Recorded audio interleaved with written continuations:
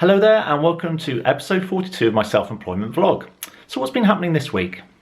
Well, this week I have made a start on my new Amarok book, which I've been talking about now for the last couple of episodes, and I feel confident that I know the direction that the book is going. I've got an idea of how it's going to be broken down into its relevant chapters, and I just want to kind of go into a bit of detail really about what the book is, because I think some people think that it's the full score sheet music to Amarok. But I just want to clarify that it isn't a sheet music book. It's primarily a book about my experiences with Amarok, both from the perspective of a listener, also from a transcriber, having transcribed the album, also talking at length about Gus Vogel's live performance, where he arranged it for piano and bass guitar and played the entire 60-minute piece unbroken in a live concert. So there's kind of a chapter on that as well, and the whole kind of personal relationship I have with the album.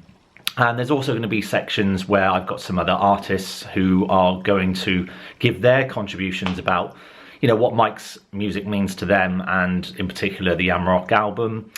So the first half of the book will be primarily looking at Amarok, placing it in context, discussing it from the transcription and the live performance point of view, and then the second half will be a sort of an analysis of the album, primarily written so that it can be accessible to musicians and non-musicians.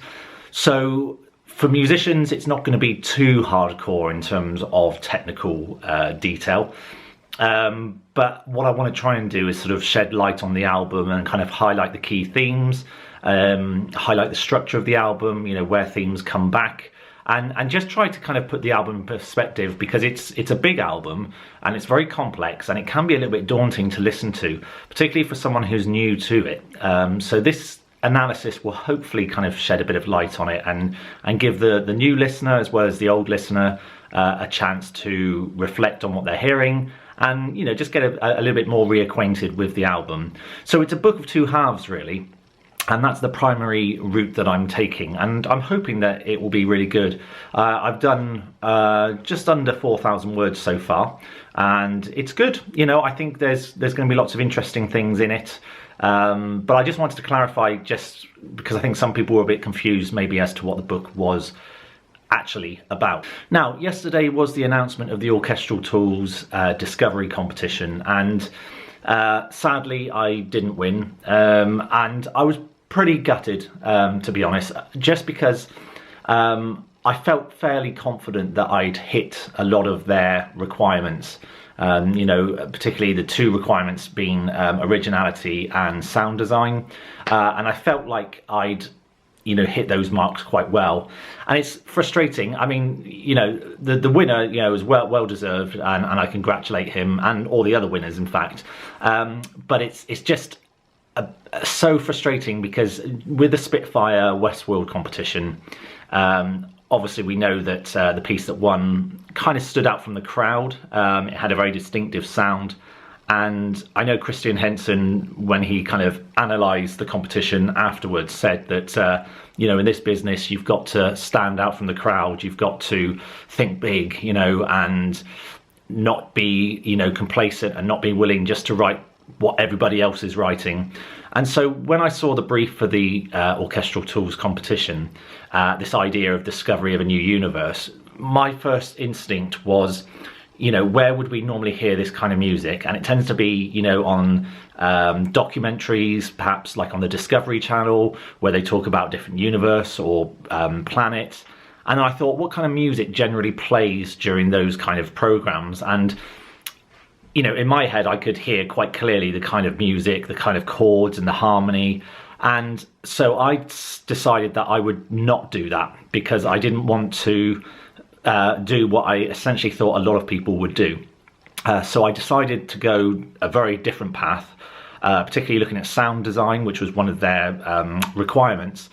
So, obviously I had Arthur, my son, answer some questions, and I sort of manipulated his voice, used lots of panning and kind of effects, whilst kind of having a kind of an orchestral backdrop to the music, but it was very much kind of more in the background rather than being very forward.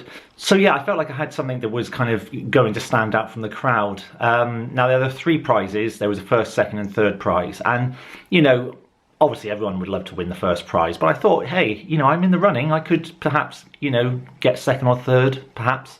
And then when they announced the results, they said that, you know, obviously there'd been a lot of entries, and they were going to give 2 third place prizes, 2 second place prizes.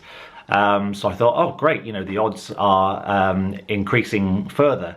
So I was disappointed that unfortunately I didn't get anything.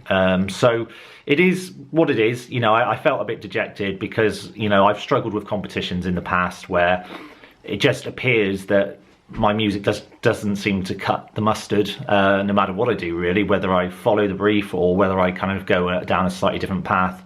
And I know hundreds of other people will all be in the same position as well, so I know it's not just me. So I've decided to lay off competitions really now because I feel psychologically it's not good for me, and I'm pretty certain I said that at the end of the Westworld competition as well. Yeah, I was getting quite excited because there was a voucher that you could spend in store if you won, and you know, I was starting to build up a bit of a shopping list in my mind, which is always a mistake. You should never do that. And yeah, so I'm going to lay off competitions and probably composing for a little while. I feel like at the moment I've got books to write, I've got piano teaching to do, and I've just done The Nature of Solitude too. So I think maybe it would be wise to have a little bit of a break from composing to recharge. You know, I'm not stopping composing, but just to recharge and refuel and restock, so that when I come back to writing some music, I can perhaps think about the direction that I want to take next. I think with my albums, I've sort of done quite a few albums now, and I feel like I've reached a point where I need to do something different. What that different thing is, I'm not too sure. So I think that's why I need to take stock and have a little bit of a think, really. That's been it though for this week. Mostly just waiting for the results and starting the book. Nothing else immediately coming up. Obviously we've got the lockdown ending next week. My plan is to try and go out busking to play Christmas music, but it depends on the tier system and what system, what kind of tier level we're in. But fingers crossed, I'd be able to get out and do a few weeks of Christmas busking. I think it'd be good for me to get out of the house and to do a little bit of that, and I think it'd be good for the local area. Because, you know, everyone needs a little pick-me-up at the moment, particularly with Christmas coming. It's always nice to hear some Christmas tunes. So anyway, that's it. Thank you very much for stopping by. I will see you in next week's episode. Take care, and I'll see you soon. Bye.